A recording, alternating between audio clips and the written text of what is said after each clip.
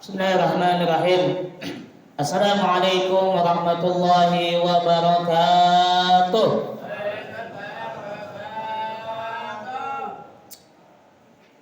Masih belum kelihatan semua salamnya. Assalamualaikum warahmatullahi wabarakatuh.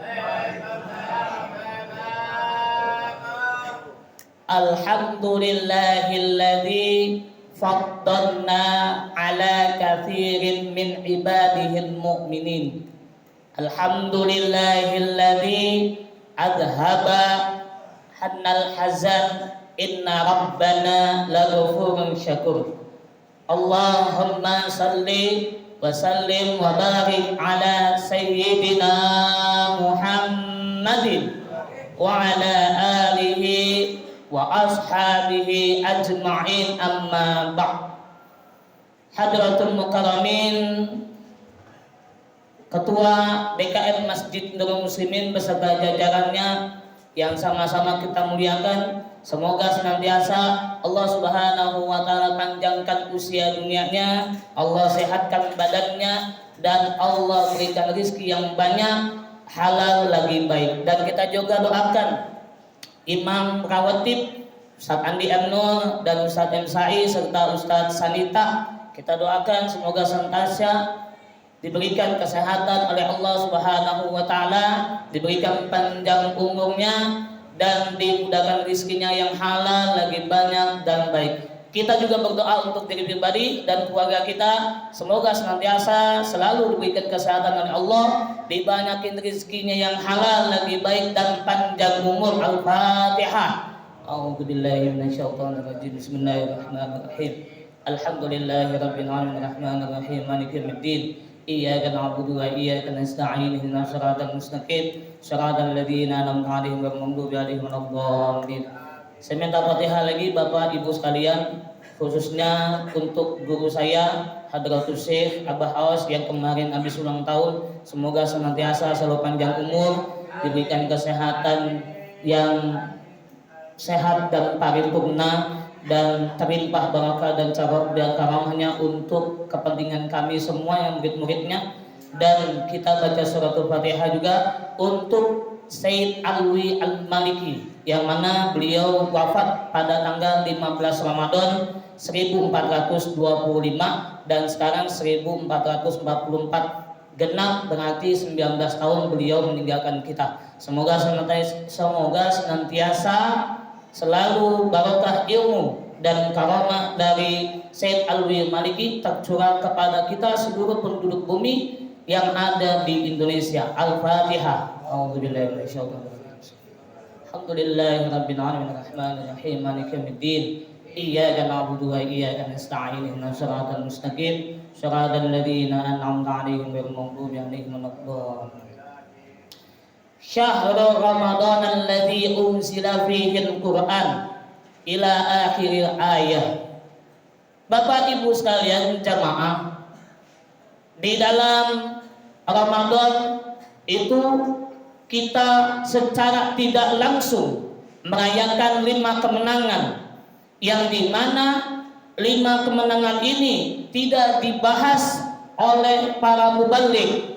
Para mubalik membahasnya tentang syarat sah puasa, tentang keistimewaan puasa, tentang rukun atau segala hal yang berhubungan dengan puasa. Tapi saya pribadi telah mendapatkan bocoran dari sana untuk menyampaikan atau untuk memperkenalkan 5 kemenangan ini. Apa kemenangan yang pertama? La'allakum tattaqun. Apa itu la'allakum tattaqun? Di surat Al-Baqarah kita semua pasti sudah hafal. Ya ayyuhalladzina amanu kutiba alaikumus syiyam kama kutiba 'alal ladzina min qablikum la'allakum tattaqun. Yaitu terakhirnya, kita ambil ayat terakhirnya, la'allakum tattaqun, menjadi orang yang bertakwa. Bagaimana caranya untuk menjadi orang bertakwa? 1, jangan su'uzon kepada makhluk. Kata guru saya Hadratus Syekh Abah Aos, beliau mengatakan, jangan suudzon sama mayit. Sama mayit aja nggak boleh suudzon, apalagi sama yang hidup.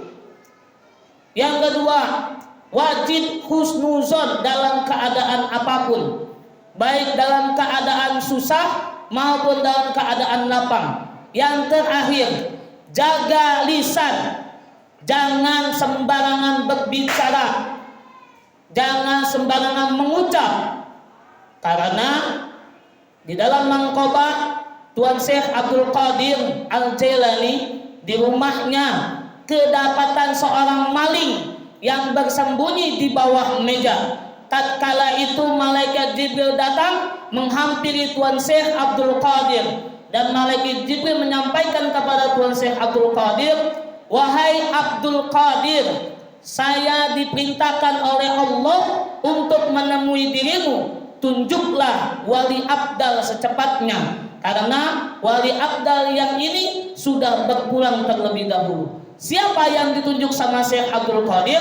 Maling. Yang ditunjuk sama Syekh Abdul Qadir adalah maling menjadi wali abdal. Kenapa sebabnya? Karena walaupun dia seorang maling, ketika ditunjuk sama Syekh Abdul Qadir untuk menjadi wali abdal, dia sepenuhnya menyerahkan dirinya kepada Syekh Abdul Qadir. Lalu bagaimana dengan kita yang senantiasa sholat 5 waktu, yang senantiasa sholat tarawih, yang senantiasa mengamalkan sunnah-sunnah dan kembali kepada Quran, tapi masih yang namanya suuzon, tapi masih namanya berbicara sembarangan atau menyakiti perasaan orang lain? Ini maling loh Pak, ini maling Bu, maling jadi wali abdal. Apa yang mustahil bagi Allah? Tidak ada yang mustahil bagi Allah. Apapun Allah mau, pasti kun, jadi. Karena yang minta adalah kekasih Allah, Tuan Syekh Abdul Qadir Al-Jailani. Selanjutnya, ketika sudah sampai ke la'allakum tattaqun, yang kedua, nuzulul Quran. Apa itu nuzulul Quran? Nuzulul Quran adalah malam di mana Quran atau kitab suci umat Islam diturunkan, dibawa oleh malaikat Jibril dan diserahkan oleh baginda Rasulullah Muhammad sallallahu alaihi wasallam. Itu pun tidak ujug-ujug atau tiba-tiba datang malaikat Jibril menghampiri baginda Rasul untuk menyampaikan wahyu turun Al-Quran. Tidak, itu ada prosesnya. Apa prosesnya? Ketika itu Nabi Muhammad SAW di bawah kolong meja tidurnya ada seekor kalbun. Apa kalbun? Anjing. Ketika itu baginda Rasul menggigil badannya, karena di dalam itu ada hewan yang tidak disukai oleh baginda Rasul. Ketika itu malaikat Jibril datang. Ketika sudah anjing pergi, malaikat Jibril datang menyampaikan wahyu itu. Tapi bukan di rumah menyampaikan wahyu. Ketika itu ketika itu baginda Rasul melihat ada seekor anjing, baginda Rasul pindah ke tempat yang lain, dan ada beberapa riwayat juga mengatakan penerimaan wahyu yaitu nuzulul Quran itu ada di Gua Hira setelah penerimaan wahyu yang pertama ketika Isra Mi'raj, yaitu perintah sholat. Lalu malam yang ketiga, merayakan malam yang ketiga, malam Lailatul Qadar. Persepsi kita atau para ulama mewasiatkan kepada kita malam-malam tersebut sesuai dengan sabda baginda Rasul. Baginda Rasul ketika itu ditanyakan oleh Aisyah, "Wahai Rasulullah, hendak kemana engkau?" Apa jawaban Rasulullah? "Aku hendak i'tikaf di masjid dan aku ingin mengencangkan pinggang ketika malam-malam terakhir bulan Ramadan." Lah, kita malam Lailatul Qadar bukan ngencengin pinggang, malah ngebuka pinggang sebesar-besarnya. Ada yang makan, ada yang minum di tengah bolong. Boleh gak begitu? terserah. Itu sudah ada di sana di Lauhul Mahfuz. Mereka tidak berpuasa, tidak perlu kita gunjing.